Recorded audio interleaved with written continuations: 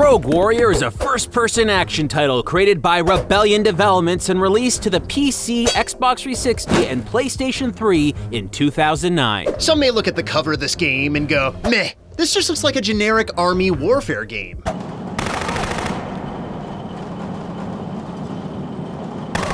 And you would be 100% right, but it does have one standout feature. Unlike the other games that feature fictional protagonists, this title revolves around an actual human being, former US Navy officer and SEAL Unit Commander Richard Marcinko. Marcinko, also known as Demo Dick, is a decorated Vietnam War veteran. He created the Navy's first counter-terrorist unit in SEAL Team 6 and was even tasked with testing security in top US military installations around the world with his specialized team, Red Cell. With his extensive and unique military background, Marcinko had experiences to share. So he did, by writing an autobiography called Rogue Warrior. Now pause. Let's introduce a seemingly random person for a sec. Tom Clancy. You might have heard of him. Despite having never served in the armed forces, he authored several famous military and espionage-focused novels that had a profound impact on popular entertainment. This includes the world of gaming. Tom Clancy personally got involved in development, lending his name to several game franchises that went on to sell multiple millions of units. Rainbow Six, Ghost Recon, Splinter Cell. Any publisher or developer in the games industry would kill to have a name like Mr. Clancy's connected to what they were making. Including Bethesda Softworks, as the Tom Clancy umbrella of titles was quickly becoming one of the highest-grossing franchises of all time. Other franchises like Call of Duty and Battlefield were receiving massive critical and financial success. The genre was proving incredibly lucrative, and Bethesda was sort of left behind. How could they correct that? Re-enter Richard Marcinko. See, he wasn't just a one-and-done author with his successful Rogue Warrior autobiography. He continued to co-author more books, like, Leadership Secrets of the Rogue Warrior. He would also spin the Rogue Warrior branding into its own series of fictional titles, fabricating world events that involved a heavily made-up version of himself. So Bethesda likely eyed Marcinko, thinking, wait, you're telling me there's a real war veteran who has seen actual combat, who is so good at his job, he founded the real SEAL Team 6, the thing that inspired Tom Clancy's Rainbow Six, and this guy writes novels about himself, and nobody is making games about him?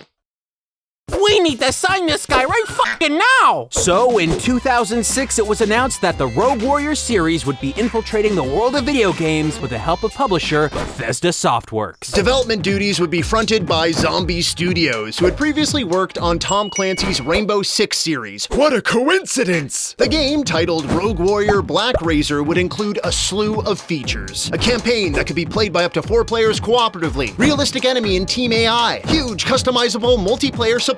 Until it didn't. The Rogue Warrior project went radio silent, missing its 2007 release window. The game was later picked up and sizably rejigged by Rebellion Developments, another company who had worked on Tom Clancy's Rainbow Six series. Another coincidence! This time around, the game dropped the Black Razor subtitle, simply being called Rogue Warrior. Gone was the co-op, the team AI, the ambitious multiplayer promises. Here was a game more heavily focused on dig. While it still had the Rogue Warrior moniker, it wasn't going to be based on Richard Marcinko's autobiography. Instead, it would be a totally made-up story. And the Marcinko base lead would be voiced by none other than Academy Award Best Actor nominee Mickey Rourke from Diner. Does anyone remember Diner? It has Steve Guttenberg, the Goot! So by this point, Rogue Warrior was rebuilt from scratch, new engine and all, in just over a year. When the dust finally settled on release, what exactly did we get? Only one way to find out. It's time to become the Rogue Warrior. The game begins with an opening cinematic where we see a Soviet security detail systematically picked off by a shrouded figure. He's quick, he's sneaky, he's silent. This is setting the tone for an intelligent first-person stealth action experience that requires intense strategic planning. Exciting! We jump into the main campaign, expecting to see the same skill we witnessed in the opening cutscene, and we're introduced to a team of characters that are, though not so stealthy, in a very loud helicopter. And intelligence? Strategic planning? This group of supposed SEAL-trained operatives has a member smoking a cigar over a chunk of explosives. Smart. The bearded one is our titular Rogue Warrior hero, Richard Marcinko, with the other two members of the team being handpicked by Marcinko himself. Not only are they skilled, but by Marcinko's own admission, they've saved his life on multiple occasions. Now he and his companions are on a mission to make contact with a mole in the North Korean regime that has intel on a new type of missile being constructed. Should be no problem with their intense SEAL training and decades of high-risk and secretive deployment experiences, and Dick just jumped from the helicopter without a parachute. No, apparently everyone's fine. We can only assume they floated down magically. Anyway, once they touch down, the group combs some woods when they come upon a squad of random Korean soldiers, including some kind of captain. They're all whistling and staring off into space, clearly not having heard the helicopter that just passed overhead. Good soldiering. bam! They're taken out by Dick and his men. Who could have seen that coming? That there's a real slippery, sneaky Dick. They're about to move again when Marcinko tells his team to check the bodies of the recently fallen victims. And we get this.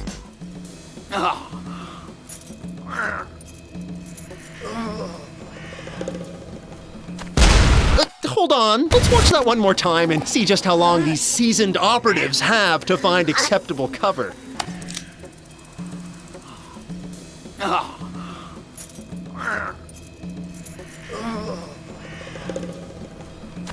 Only enough time to slowly huddle in, react cartoonishly, maybe watch a kettle boil. Demo Dick barely surveys the scene and decides to leave. Wait, shouldn't he check on his buddies that he himself moments earlier lauded for saving his butt on multiple occasions? Couldn't they be alive and just need some minor medical assistance? Likely, but no, Demo Dick barely glances back. This plot is going great. Let's get to our first bit of gameplay. Commander, this is Peyton. What's your status? It's a total goat fuck. Report. Fuck. No. You may notice a cuss or two, Lights out, motherfucker. or three. So here's the rub, folks. This guy swears a lot. Like, a lot. And we'll talk about that more, but first, we need to mention the... well, this. About 50 seconds from the moment you first gain control of Demo Dick, the game hard locks up. We had to restart the game multiple times just to progress past the first altercation. Kind of a strange bug, but hey, likely won't happen again, right? It's a total goat fuck. Moving through more of the first section of the game, we're just decimating the enemies. It's shocking. They don't seem to have any idea at all that we're nearby or that we're loudly slaughtering all of their friends. Marcinko's got this impressive one-button insta-kill move that has a variety of fixed animations that all take place in real time. Why bother shooting people with your gun when you can just walk up to them and push the A button?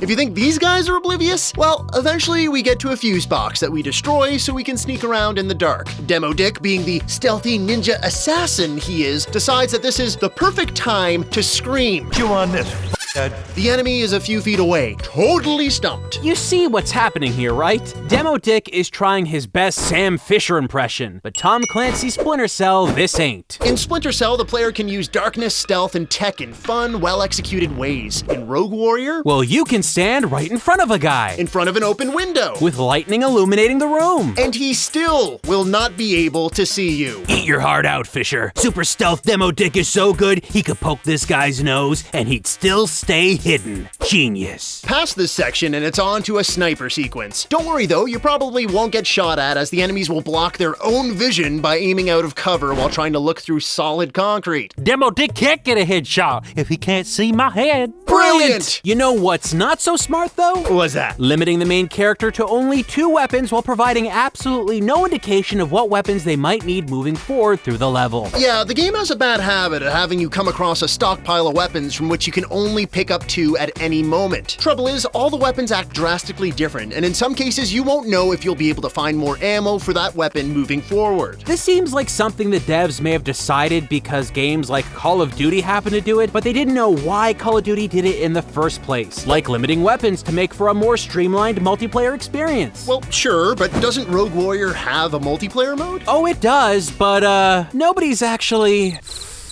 playing it. But back to the single-player mode, take our advice from playing this ultra-realistic shooter. Switch out your second weapon if you'd like, but never, ever drop your silenced pistol. It has infinite ammo, and you always respawn with it. Even if you accidentally drop it during a mission and pick up another weapon, your gun magically respawns in the next level. How did he find the exact same American weaponry in the heart of enemy territory? It's a miracle. And miracles are a regular occurrence in Rogue Warrior. Check this out. Enemies blow open a wall to attack Demo Dick. Now, how did these guys on the other side of the wall know that Demo Dick was there? And what explosives did they use that could blow open a wall but not hurt themselves? Miracle. Here's another. Demo Dick is hiding behind a wall and tossing grenades at soldiers. But no matter what he does or how accurate he is with throwing them, they won't hurt the enemies. Want another? Bullets will not hit Demo Dick in cutscenes, even if they really should. Here he is making a hasty exit from a room after finding some intel. He jumps out onto a balcony ledge and 3 soldiers rush into the room. They open fire on him. He sits there, head fully in frame as bullets ricochet around him, spouts a one-liner, and throws a grenade that... Oh, sure. They only work when it's awesome, I guess. Was that a rope with a grappling hook just like sitting there ready for him to use this whole time? Who put that there? Oh, this game. There are no words. This was just the first level. After completing it, we find ourselves in an alleyway with a few more useless soldiers. And once we take them out, we climb up a ladder and... Oh, great. The game locked up. So we replayed the section again. And again. We got a level with you. We were so certain that this game was completely broken here that we figured we'd missed a patch or a fix or something. I mean, you wouldn't keep selling this game if it was this broken, right? The game crashes at random spots all over, even if you've already gone through an area. There are no game saves, but there is a very unreliable auto-continue function that may or may not actually let you continue. Sounds like a challenge to play this game, and boy, do we like a challenge. So we kept pushing along. By this point, at the start of the second level, the game had crashed 11 times, requiring a full restart. But eventually, and surprisingly, we did make it through. And that's when we discovered something amazing. North Korean future technology from 1986. Wireless keyboards and a CRT monitor with no PC tower in sight. All of this plugged into nothing. How do they do it? Other future technology includes force fields or broken aiming mechanics. Who knows? I can't aim downward. Now, around this part of the game, Demo Dicky finds one of the new missiles being built that he was sent here to uncover. Marcinko knows exactly how to deal with them, though. Yeah, that's right. He's gonna blow them the heck up. And how does a master of demolition attempt to detonate a bomb planted on a dangerous explosive missile? By setting the bomb up, running just slightly beside the missile hangar, and letting the thing go off. Lesser-trained demolition aficionados hate him. After a massive explosion with the building crumbling just mere feet in front of Demo Dick, the camera awkwardly jump cuts instantly to Marcinko inside a vehicle driving away to somewhere. The very next thing we see is a soldier who should be primed and alerted due to a missile factory that had just been totally leveled. However, instead, he's fixated on these 2 cans. Little can of pear, little can of tomato. They must be important, but we're not sure why. Anyway, he doesn't seem to notice or hear us walking around at all, so... As we continued to play, we noticed that instant kill animations sometimes break the in-game world by switching out the position of the victim. Notice how the mechanic here is fixing a tire. As soon as you insta-kill the guy, he quickly jolts upright to a standing pose, several feet from the truck, and now he's holding a gun. Where did the gun even come from? This happens throughout the game. Yeah, it's clear that little time was spent on animations here. The game falls in and out of wanting to be a stealth experience. For example, we need to take this guy out stealthily as to not alert anyone to our presence. What is our super silent takedown though? Chuck him off a bridge so he can scream like a banshee as he falls to his death. No alarm was raised. We're good. In fact, the only alarming thing in this game is how Demo Dick talks to his superiors. We mentioned the protagonist has quite the dirty mouth earlier on, but some of the things he says to his superiors, they're just unbelievable. Report, Marcinko. What are you seeing out there? It's a goat fuck, Admiral. Your intel was bullshit. And sometimes, when he has no one to talk to over the radio, he just yells things at the top of his lungs while he's out on his super quiet, sneaky missions. Here's a choice gem written for and delivered by Academy Award nominee Mickey Rourke. Suck my balls, my hairy fuck big balls. Wrap them around your fuck mouth. You may assume that this is all part of an inner monologue. It's not. Knock, knock. He's just shouting this to all the soldiers around him. The North Korean soldiers, who probably only speak, Korean. We soon found ourselves desensitized to the weird and awful things being spewed out of Marcinko's mouth, and our focus pulled completely to more of the ridiculous visual glitches in this game. Like our awesome instant damage ability. One bullet makes a drawer disappear completely from existence. Where did it even go? Where the f did that come from? And on the opposite end, we have this beer bottle, which you can shoot and damage all you want, but it refuses to go away.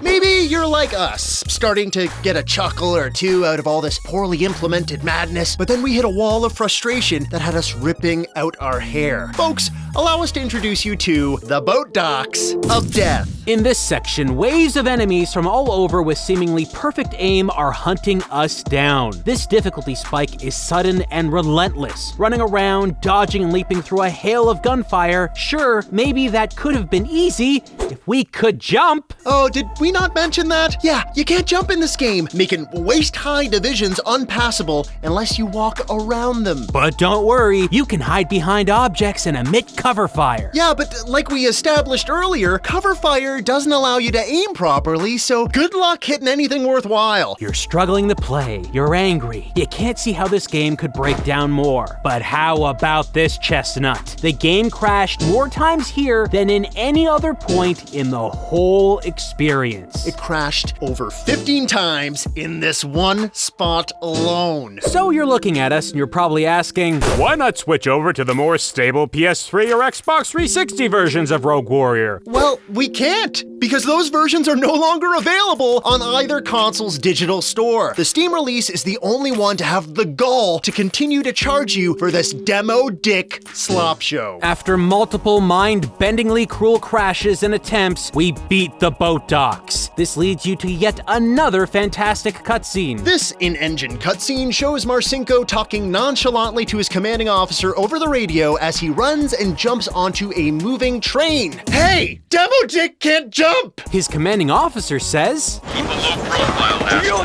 We don't want to make any headlines. Keep a low profile? Then not only did we blow up a missile base and kill countless people along the way, but 2 soldiers saw us jump onto this very train. So of course, you would expect a full army waiting, guns drawn, as anyone on or driving the train was surely notified of Marcinko's obvious presence. No problem. We get out in a chunk of land that's supposedly the border between North Korea and Russia. Why would we be so silly as to expect highly trained, vigilant armed forces here? How can we expect anything in this game to be done competently when they can't even make water look kind of like water? It's tinfoil covered with veins. Other textures like this gap in the wall disappear and reappear depending on how far you are away from it. But those weren't the only glitches. We stumbled upon some serious audio problems. Check out the sequence where we walk into a building. Suddenly all the sound just stops.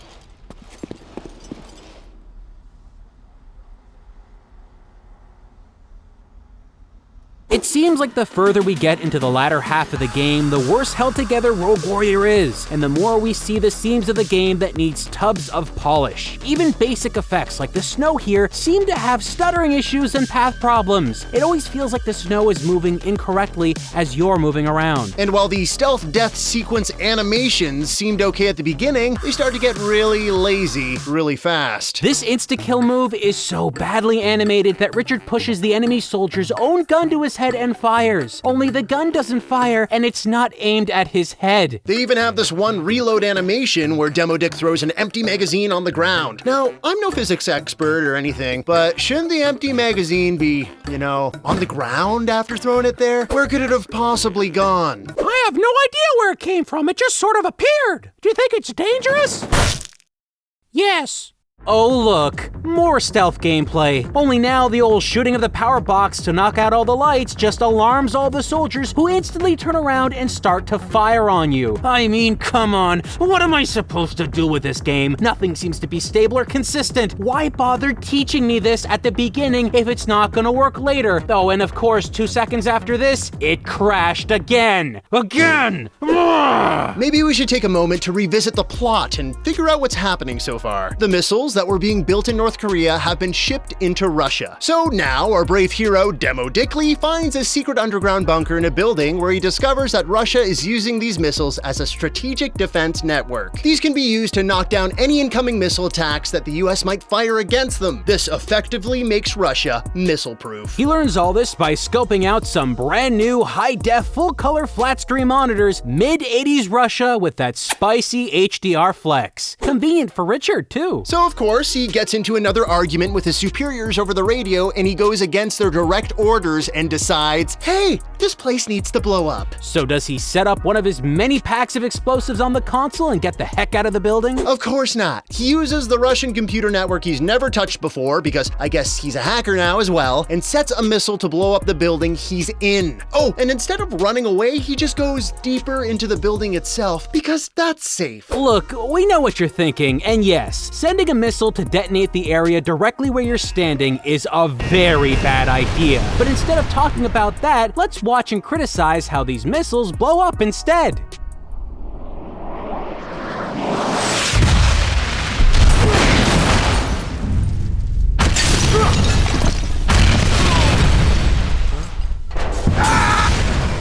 During the in-game cutscene of a targeted missile hitting the very building that old Demo Dickaroo is inside of, we see the missile seemingly arrive from the moon and make contact with the facility. The resulting explosion blows the windows out from the building. This means the explosion blew up everything currently inside. But here, not a few seconds later, we see the internal stairwell that was inside the facility blow up, even though they were directly behind said windows. Here, just a couple seconds later after that, the same thing occurs once more. This shot from the lower part of the building has an explosion just appear in the middle of the room from the floor. So let's do everyone a favor and edit this in the correct order so that it makes sense. Тревога!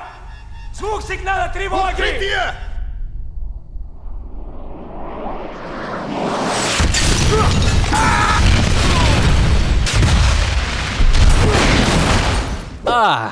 Isn't that better? The next batch of gameplay revolves around stealth sections, and of course, they don't work properly. We blow up missiles, kill idiotic soldiers, deal with visual glitches, all while bearing witness to more crappy one-liners than you can shake a demo dick at. I'm gonna gut you like a fish. You want game crashes? We got loads of those too. This game has very much outstayed its welcome. By this point, you'd think we've seen every fault the game has to offer, but we kept finding things that really blew our mind. We were in a gunfight and noticed something funny about bullet holes. Now here we are playing the original Half-Life. Look at how many bullet holes you can make, and they will all stay there for a really, really long time. And over here, we've got Left 4 Dead 2, a game that came out around the same time as Rogue Warrior. Not only do these bullet holes stay for a long time, but so do the bullet holes that appear from the bullets traveling through the wall and hitting the wall behind it. And here is Fallout 3, a game from the same publisher as Rogue Warrior, Bethesda. And wouldn't you know it, the bullet holes remain. Now, in Rogue Warrior, if you shoot a few bullets and just wait for a while, they magically and slowly fade away in real time, and it looks so cheap. Bethesda published a game that got this correct in Fallout 3, but not in their other...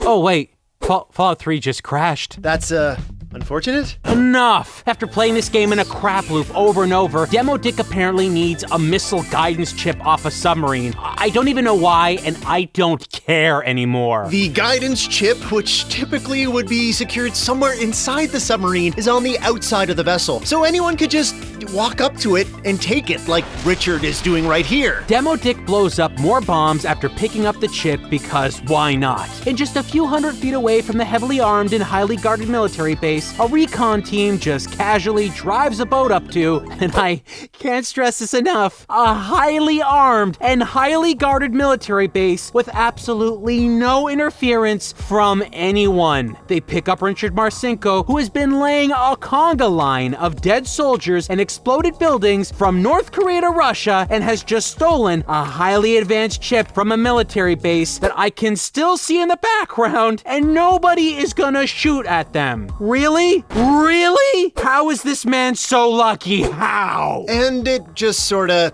ends right there as the boat slowly puts away. Oh yeah, that makes sense. A naval docking station, and no boats or subs to go after this international terrorist who constantly defied his superior's orders. He actually drops a line about getting out of a court-martial when he hands over that submarine chip. What a man. What a hero. This first-person shooter is astonishing. An amazing crash landing of an attempt at trying desperately to take Richard Marcinko and rebrand him as a Tom Clancy surrogate. Rogue Warrior is one of the most crude, nonsensical, frustrating, and unstable games we've ever played. This game crashed over 44 times, making it a treacherous jaunt to complete this horrid journey. But it all ends on a high note. One final beautiful moment that captures all the horror and uncertainty of Rogue Warrior. A credit sequence with a spoken word rap song performed by Demo Dick himself. I'd see motherfuckers. Anybody home? Hey, Daddy's here. Come on. Glad to see me. Send me the bill, motherfuckers. I'm over here, face. There's gonna be bleeding all over the place. Sorry, your quiet day at the office is about to get severely up. Bethesda, remove this game from Steam because It's just bad.